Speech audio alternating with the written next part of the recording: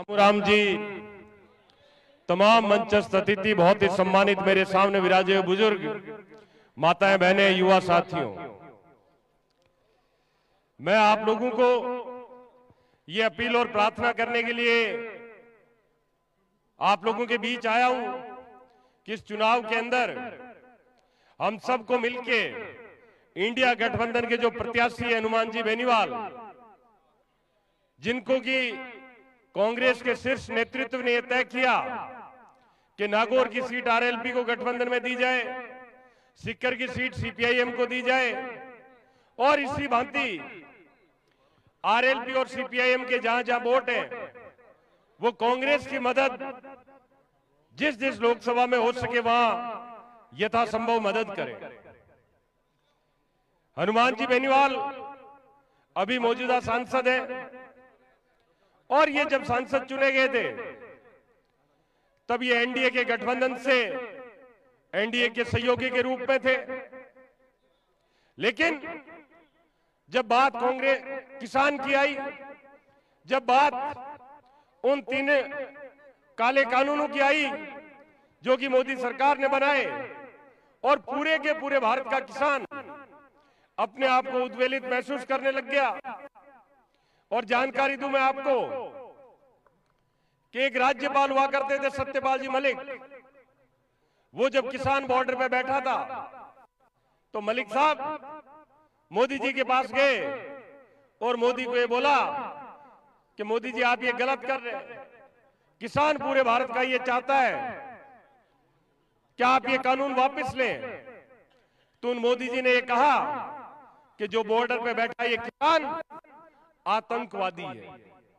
और ये बात मैं अपने मन से नहीं कह रहा हूं, स्वयं सत्यपाल मलिक ने बॉर्डर खुद जाके मोदी जी की बात कही और उसके बाद में जब D1 आए तब उन्होंने इस बात को उजागर किया कि मोदी जी ने उन किसानों को जो आंदोलन पे बैठे थे उनको आतंकवादी कहा। और उस वक्त जब पूरा के पूरे भारत के किसान उद्वेलित थे, आंदोलन पे थे, तो हनुमान जी बेनीवाल ने उस एनडीए गठबंधन को लात मारी, अपने आप को उस गठबंधन से दूर किया और किसानों के साथ आके बॉर्डर पे धरने पे बैठ गए।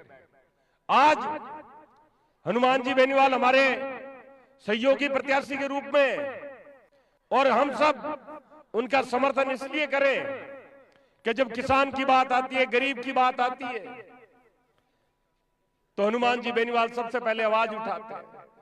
जब किसी युवा की बात आती है, अग्निवीर की बात आई, फौज को ठेके पे देने की बात आई, तो हनुमान जी बेनीवाल ने संसद में मुद्दा उठाया, जोधपुर में बड़ी रैली की और उसका नतीजा कुछ न कुछ युवाओं को मिला।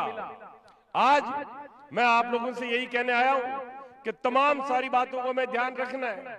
और वहीं हमारे सामने भाजपा से जो प्रत्याशी है ज्योति जी मिर्धा, आज से पहले 2 बार सांसद का चुनाव लड़ चुकी कांग्रेस पार्टी से, और जब उनको लगा कि उनकी कंपनी इंडिया बुल्स कहीं ना कहीं किसी जाल में, कहीं ना किसी गड़बड़ जाले में फंस रही है, तो मोदी जी के सामने जाके हाथ जोड़ लिए। मोदी जी ने बोला हमारी पार्टी में आते हो तो बच जाओगे, हमारी पार्टी में नहीं आओगे तो जेल जाओगे। तो उन्होंने बीजेपी में जाना तय किया। तो मैं आप लोगों से ज्यादा बात नहीं करके सिर्फ इतना कहना चाहता हूं कि इस चुनाव के अंदर जितनी ज्यादा ताकत, जितनी ज्यादा मेहनत हो सके उतनी करें और भाई हनुमान जी बेनीवाल को ज्यादा से ज्यादा मतों से चुनाव हमारे यहां से जिता के भेजें, क्योंकि मैंने इनको ये वादा कर दिया है कि पूरे के पूरे लोकसभा क्षेत्र नागौर में सबसे ज्यादा लीड अगर आपको कहीं से मिलेगी तो D1 विधानसभा से मिलेगी।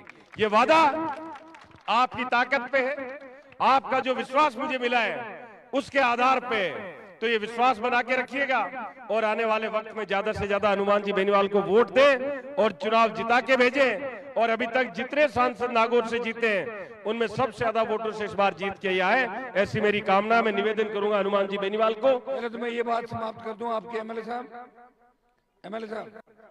पहले तो जब सबसे पहला मेरा एमपी कोटा आया था तो सरपंच साहब मेरे पास आए थे, एक सरपंच साहब नहीं आए थे, उसमें मोलासर के सरपंच, मोलासर के जो सरपंच पिछली बार इस टर्म से पहले जब ये भी सरपंच थे और 3-4 सरपंच और थे, किसी को 7 लाख, 8 लाख, किसी को 10 लाख, सबको मैंने इनके कहने से 7 सरपंचों को पैसा दिया था। ये था पिछला टर्म इनका, 7 लाख रुपए शायद ब्लॉक वगैरह जो भी उन्होंने बताया। अब कोई मैं कागज हाथ लेवड़ो मैं कहता कितना काम कर रहे थे, कागज घर फिर आता है, वो तो उनको सोचना चाहिए।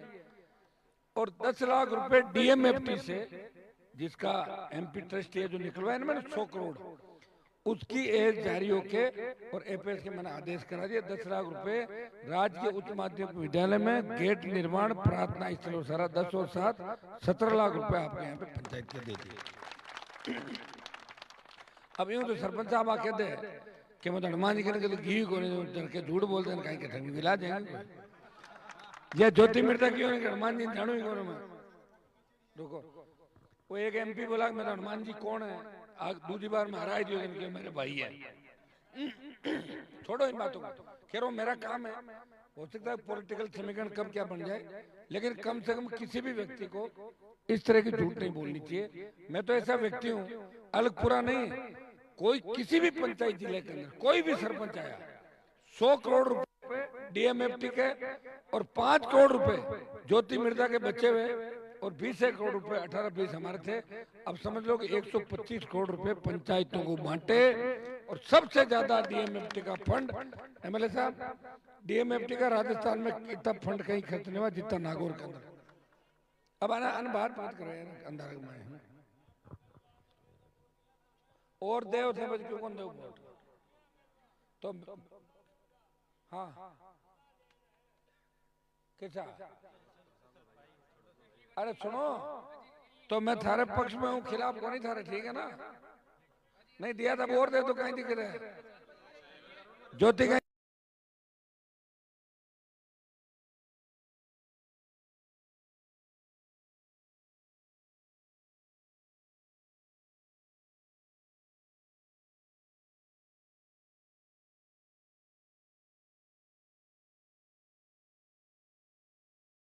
ऐसा है, किसी भी व्यक्ति को सच्ची बात कहनी चाहिए, गलत बात फैला के अफवाह गांव के अंदर गलत नहीं फैलानी चाहिए।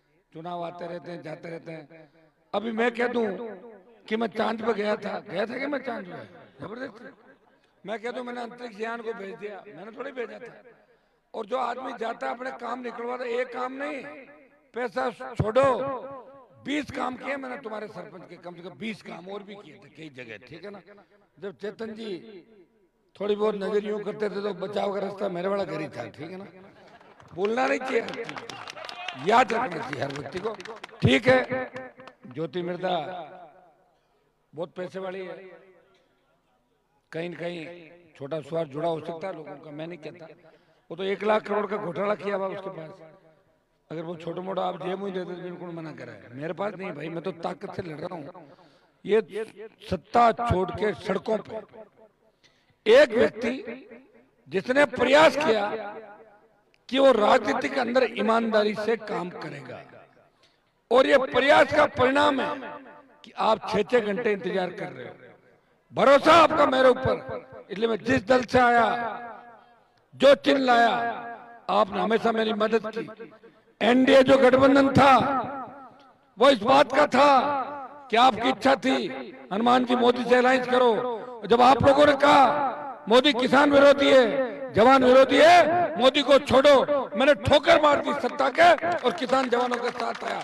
और आज प्रदेश के अंदर मोदी और अमित शाह की दादागिरी खत्म करने के लिए इंडिया अलायंस के साथ चुनाव लड़ रहा हूं।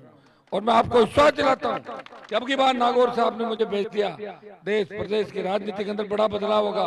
भाइयों, ऐसे व्यक्ति नहीं मिलेंगे जो सत्ता में नहीं रहते हुए भी विकास भी करे, संघर्ष भी करे, स्टेट गवर्नमेंट के खिलाफ लड़े, दिल्ली की सरकारों के खिलाफ लड़े और आम आदमी का काम करे, दलित का काम करे, शोषित का करे, पीड़ित का करे। और 8 बजे बाद का दारू नहीं झेले और 2 बजे में झेले और दिन भर झेलते रहे। और मैं आपको एक बात और बता दूं कि जितना सेवा राजनीति में मैंने की है, ज्योति आर पास जानते नाड़ो खड़े, बताओ फोन नंबर है क्या उसका किसी के पास? कांग्रेस का एमएलए एमपी कह रहा नंबर मान दिया ही को नहीं आज तक। एक बार क्यों दो क्यों थारे कहीं का हमारा नंबर कौन दे, तो नंबर तो देना ही पड़ेगा, काम पड़ी देने वोट ले नहीं खाली। कोई चारागाह है क्या नागौर कि कोई भी आए चल के चला जाए? चारागाह नहीं नागौर। अब नागौर मजबूत हो गया, नागौर पर देश की नजरें, नागौर में ठगी नहीं चलेगी कि ज्योति की सास आ गई, ज्योति आ गई, रितवाड़ गालियां दे रहा है, उनके घर घर आ जाएंगे नागौर के अंदर। अब नहीं चलेगा भैया, गया टाइम उनका, अब नहीं चलेगा। ये तो मुझे धन्यवाद दो कि मैंने सरकार से हाथ नहीं मिलाया। अगर मैं सरकार से हाथ मिला लेता तो अभी सारे जेल के अंदर पड़े मिलते, डाल देते उठा के जेल के अंदर इनको, ठीक है ना। ये मुझे धन्यवाद दो कि मैंने हर व्यक्ति की मदद करी। मैं बड़ी सोच का व्यक्ति हूँ, कोई छोटी बात भी कर देता है, हल्की बात कर देता है, तो उसके बराबर मैं थोड़ी करूंगा हल्की बात। मुझे बड़े मन से चलना है। बच्चे कुछ कह भी देते हैं, जिंदाबाद मुर्दाबाद कर देते हैं, फिर गले लगाते हैं। मुझे तो काम तो आपसे ही लेना, कहाँ चलाऊंगा? नया आदमी कहाँ चलाऊंगा बताओ मुझे? आप ही तो कभी नाराज होंगे, कभी राजी हो जाओगे। लेकिन गलत बात किसी व्यक्ति को किसी के लिए करनी चाहिए। और कोई एक व्यक्ति ये सोच ले कि मैं ही हनुमान जी को एमपी बनाऊंगा, वो अपनी गलतफहमी निकाल ले दिमाग से, लाखों लोग बनाएंगे। और कोई सोच ले हनुमान जी मेरे कहने से चलेंगे, दिमाग से निकाल ले, इसलिए पार्टी बनाई, किसी के अंडर में काम नहीं करता, मर ही नहीं करता, चलते चलते हैंग हो जाता हूँ और वापस सही भी हो जाता हूँ, देखा आपने। लेकिन आपके लिए होता हूँ। तो भाइयों मैं आपको इतना ही कह सकता हूँ कि अलगपुरा पंचायत के लिए आप और कोई भी काम होगा मैं करूंगा। मैंने अगर 17 लाख बोला है तो जिस दिन आचार संहिता खत्म होगी वो 10 लाख रुपया सरपंच साहब के खाते के अंदर अपना आप आ जाएंगे। स्कूल का मुख्य द्वार 1 मिनट, कोई भी एमपी बनेगा आचार संहिता खत्म होती है 10 लाख रुपए इनके हो जाएंगे। पहले मेरे ब्लॉक के दिए हुए थे, ये 5-7 सरपंचों को लाए थे, उन सबको दिए थे। पता कर लेना, मौला सर वो अपने दिलीप सिंह जी थे ना, कहाँ के सरपंच थे मेरे पता, मुझे याद है 7-8 सरपंच थे। सरपंचों से मेरी नाराजगी भी नहीं भाई, इनके लिए सब ज्यादा मैं ही लड़ता हूँ सरपंचों के लिए। जब सरपंचों को सरकार में लाठीचार्ज किया था, इनको पीटा था, तब मैं ही तो गया था इन सरपंचों के लिए, जब इन्होंने मार खाई थी, जब इनके हाथ तोड़े थे तो मैं ही तो लड़ा था। उनसे तो नाराज है नहीं, और मेरे से कह रहे हनुमान जी ऐसे कर रहे वैसे कर रहे। रमेश मीणा जब पेमेंट रुका तो किसने मदद करी इनकी? मैं ही लड़ रहा था, चेतन लूड़ी लड़ रहे थे इनके लिए। कभी भी सत्ता के लिए इतना मत करो कि अपना वजूद को ही भूल जाओ। वजूद जिंदा रहना चाहिए हर आदमी का, काम किसी से भी पड़ सकता है। ज्योति एमपी बनी हुई और हम एमएलए बराबर है जिले के अंदर, आजमा के देख रहे। जब सरकारें चेंज कर दी, वसुंधरा जैसी उसको भगा दिया जिसका पता नहीं चला 7 समुंदर पार, वसुंधरा को भगाया भजनलाल का राजस्थान में, देखा कि नहीं देखा? ये हमारे संघर्षों का ही परिणाम है। इसलिए भाइयों मैं इतना ही निवेदन करूंगा, डीडवाना वीरों की धरती है, सेना को ठेके पे दिया। डीडवाना के बच्चे सेना में सब ज्यादा जाते हैं, सबसे ज्यादा सेना के जब बच्चों के लिए लड़ाई किसने लड़ी? अग्निवीर के खिलाफ हनुमान बेनीवाल ने। कृषि बिलों के खिलाफ सत्ता कितने छोड़े? हनुमान बेनीवाल ने। पहलवान बेटे को न्याय दिलाने कौन गया? मैं गया था। पहलवान बेटे हरियाणा की थी, ज्योति गई तो नहीं वहां उनसे मिलने के लिए। ईडी की रेड पड़ी, जेल जाने के डर से सासू देवर सारा परिवार जाके पैर पकड़ गया और आधे कुनबे को ले जाके पटक दिया वहां पे। और कई तो अपना अपना मान ले, नहीं ज्वाइन कर रहे, हमने तो अपना भी कर ली ज्वाइन, हुआ खड़े हो गए लाइन लगा के। मेरे से कोई बराबरी करे हो नहीं सकता। 7 जन्म लेने पड़ेंगे, 7 जन्म कि हनुमान बेनीवाल की बराबरी करेंगे। कोई थैली पी के बकवास कर सकता है, कोई थानेदार सीआई के कहने से मुकदमे में बचने के लिए बेचारा कोई मेरी बुराई कर सकता है, लेकिन हकीकत में घर में बैठ के देखेगा ना तो उसके बच्चे घर में कहेंगे कि पापा हनुमान जी की बुराई नहीं कर सकते। इस प्रदेश और देश में अगर कोई जिंदा व्यक्ति है, उत्तर प्रदेश के आपके सारे नेता मोदी की गोद में बैठ गए, जो किसानों के नेता कहते थे, हरियाणा के नेता मोदी की गोद में बैठ गए, एक व्यक्ति राजस्थान से लड़ रहा है देश के लिए। इसलिए आपको फख्र होना चाहिए कि नागौर का नाम उसने देश के अंदर कर दिया। ज्योति मिर्जा की तरह नाम डुबोया नहीं कि इंडिया बुल्स पे 1 लाख करोड़ का घोटाला करके खा गई। हनुमान बेनीवाल वो मजबूत योद्धा है जो किसान कौम के लिए ढाल बन के खड़ा है और इतने आंदोलन किए, कभी लाठी गोली नहीं चलने दी आपके आंदोलन में। चली क्या एक बार लाठी गोली? बताओ मुझे। तो भाइयों तैयारी करो, किसी के पास वोट नहीं, कोई वोट का ठेका लेके बैठा हो ना कि मेरे को 5,000 10,000 वोट है, दिमाग से निकाल ले। डरते नहीं हम 1 2 5 वोट हार जाए जीत जाए, क्या फर्क पड़ता है? ये तो लड़ते रहेंगे, फिर लड़ेंगे, फिर जीतेंगे, फिर चलेंगे, चलते रहेंगे। इसलिए वोट आप सबके पास है और हर आदमी के पास वोट है। कोई ये सोचे कि मैं हनुमान के खिलाफ अफवाह फैला के और बात करूं, मैं बात नहीं करूंगा उस व्यक्ति से जो इस तरह की भ्रामक प्रचार कर रहा है। मुझे वोट आप लोग दोगे कि नहीं दोगे? कि हाँ ताली कमजोर बाजी भाई है ना। पिछली बार जितने वोट आए उससे कम आएंगे कि ज्यादा? हाँ तो फिर ज्यादा देना, फिर सारा काम ठीक कर देंगे। ठीक है, बहुत बहुत आपको धन्यवाद। जय हिंद।